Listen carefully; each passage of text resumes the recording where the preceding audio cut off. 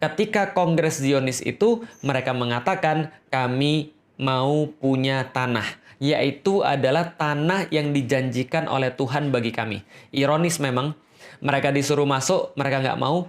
Mereka sudah masuk, mereka bikin masalah, diusir sekali oleh kerajaan Babilonia di bawah Nebukadnezar, lalu mereka balik lagi, buat lagi Haikal Sulaiman, dihancurin lagi yang kedua oleh Titus Romawi gara-gara kelakuan mereka juga, lalu kemudian diusir kemana-mana dan mereka nggak bisa balik lagi ke sana untuk melakukan ibadah sesuai dengan keyakinan mereka. Tapi ketika mereka disuruh milih, mereka milih tempat itu lagi. Karena kenapa? Ya karena mereka merasa itu kaitan dengan sejarah mereka. Padahal mereka sudah mengabaikan tempat itu in the first place untuk pertama di awal kalinya, gitu kan ya. Nah ini mereka kemudian mau balik lagi ke tanah terjanji.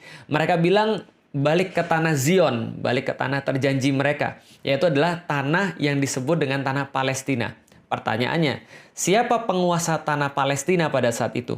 Siapa penguasa tanah Baitul Maqdis pada saat itu? By the way, teman-teman sekalian, tadi kita sudah sampaikan soalan istilah. Masjidil Aqsa itu disebut dengan Baitul Maqdis sendiri. Jadi Masjidil Aqsa yang kota itu adalah Baitul Maqdis sendiri ketika dikatakan oleh Rasulullah Shallallahu Alaihi Wasallam. Kompleks Masjidil Aqsa itu dalam istilah Rasulullah, dalam istilah hadis adalah Baitul Maqdis. Kota Yerusalem sendiri dalam istilah hadis juga disebut dengan Baitul Maqdis. Dan tanah yang terjanji itu atau Ardul Mubarakah atau Ardul Muqaddas atau Ardul Muqaddasah itu adalah juga disebut dengan Baitul Maqdis. Jadi Baitul Maqdis itu ada tiga istilah. Pertama adalah istilah untuk kompleks masjidnya. Yang kedua adalah istilah untuk kota Yerusalemnya. Yang ketiga adalah untuk wilayah yang lebih besar yang dinamakan dengan bumi yang diberkahi atau bumi yang disucikan itu. Nah maka ini yang mereka pengen untuk mereka masuk ke sana.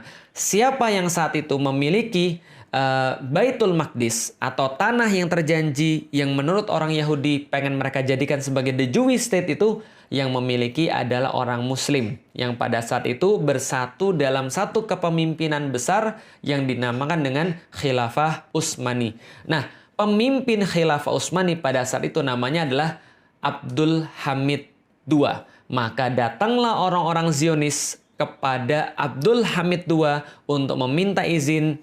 Mereka ingin mendirikan pemukiman untuk orang-orang Yahudi yang akan jadi cikal bakal negara Yahudi. Bagaimana kemudian respon daripada Abdul Hamid? Insya Allah nanti akan kita lanjutkan ceritanya.